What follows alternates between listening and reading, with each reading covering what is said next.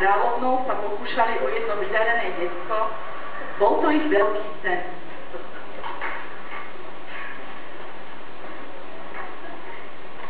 Za zúrivej snehovej výchrice kráľovna počala svojho dlho očakávaného potomka.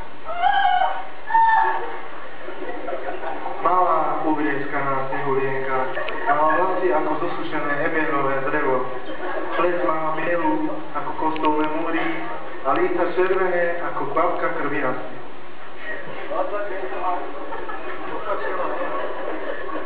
Chceli mať zdravé dieťa a tak vydali zákaz fajčiť. Keďže kráľovna nedostala svoju dennú dávku nikotínu, rozhodla sa spáchať samovraždu. Šla si zapáliť cigaretu a na nešťastie zhorel cenník aj s ňou. Kráľ sa nedokázal sám postarať o malú snehulienku. Operky mu nevyhovovali, tak sa po niekoľkých rokoch utrpenia rozhodol. Snehulienka už bola dospelá. Úspešne prekonala obdobie puberty, svoju prvú lásku. Otec chcel urobiť Snehulienke radosť, chcel jej dať chýbajúcu lásku matky.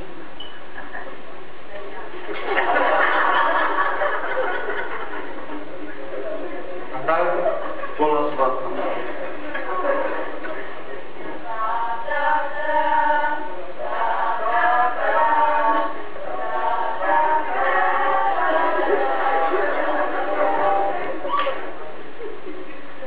Keď otec odkryl závoj a nevesta sa usmiela, Snehulienka dostala epileptický záchvat a padla na zem ako kabela. Veď jej budúcou matkou chodila celé 4 roky na gymnázium svätého Vincenta de Paula. 3 dní a 3 noci ju preberali do šoku a v ledách Snehulienka ešte viac ubelela. Matka ju neznášala, lebo bola krajšia ako ona, aj keď podstúpila viacero plastických operácií a otučňujúcich kúr, ktoré, ako vidíte, zabrali. Snehulienka to nemohla vydržať a vzhľadom na to, že by musela ísť dokonca aj pracovať, balila si kozmetický kufrík, nejaké tie handry a zdrhla preč. Noci a dní blúdila lesom. Stala sa z nej hladná, smedná anorektička. Dokonca sa aj báli aj lesné zvieratka. Ako blesk z jasného neba uvidela malé svetelka stačmilam 7 trpaslíkov. Otvorila kozmetickú taštičku, vytiahla dermakov, špirálu,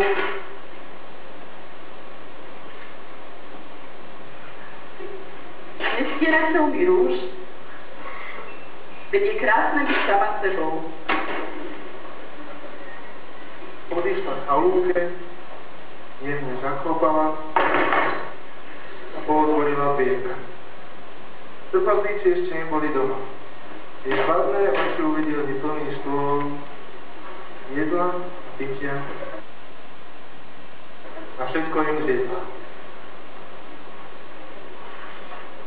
Potom sa hodila na postel. Všade dostal po nej neporiadok a zaspala. Cítila sa tu ako doma. Keď prišli trpaslíci domov,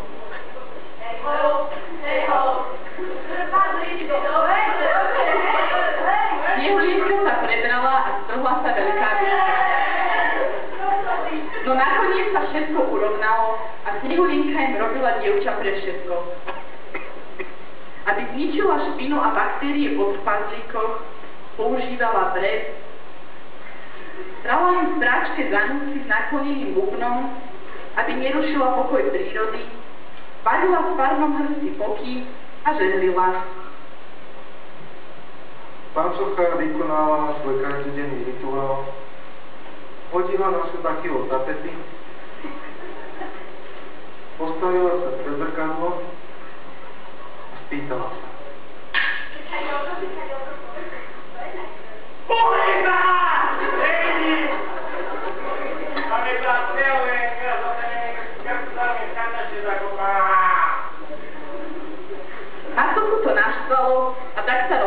zničiť ju.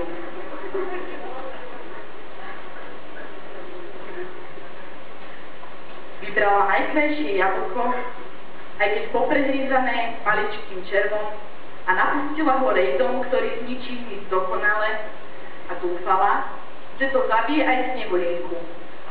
Prezliekla sa za starú tetku,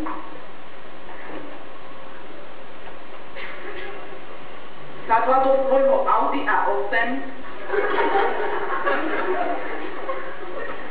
a hýbaj ho do hôr. Hľadala malú kalušku. Cieli zakopala na snité pes. Zvoniste.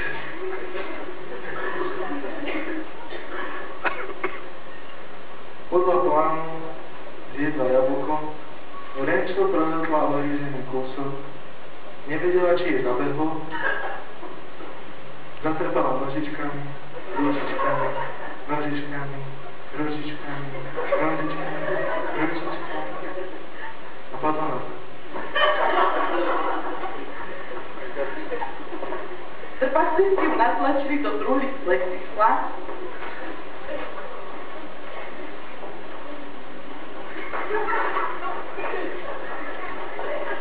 a oplakávali ju smrti.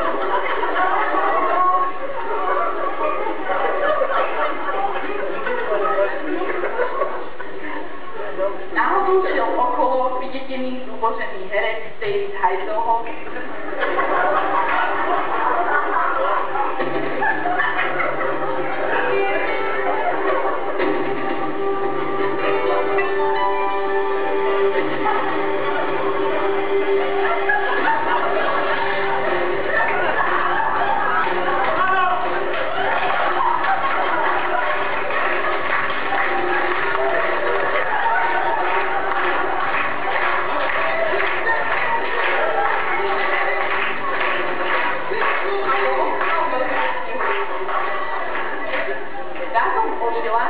nemohla otvoriť oči pre zatknutú špirálu.